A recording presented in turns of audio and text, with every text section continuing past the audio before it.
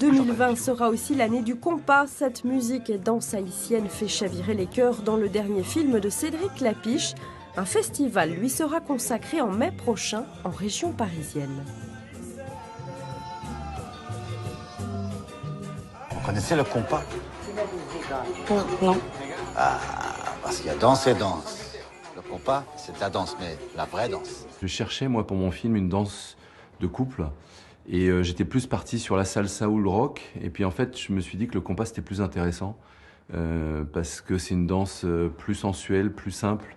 Et plus actuelle, justement. J'aimais bien le fait qu'en France, on la connaît pas tellement. Le compas, c'est une danse magnifique, ça se danse à deux. Le compas, c'est l'accord des corps. D'accord, d'accord. Bah ouais, pourquoi pas? Bah ouais.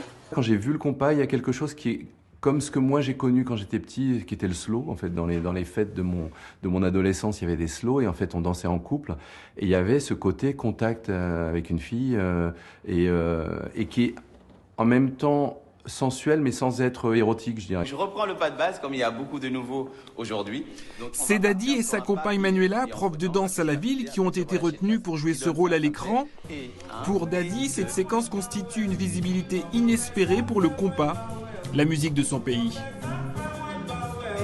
Voir aujourd'hui un réalisateur comme Cédric Lapiche s'intéresser et vouloir intégrer le compas dans son film, c'est une reconnaissance et pour la danse et pour la culture haïtienne c'est génial. C'est comme la marche. Si vous savez marcher, vous savez danser.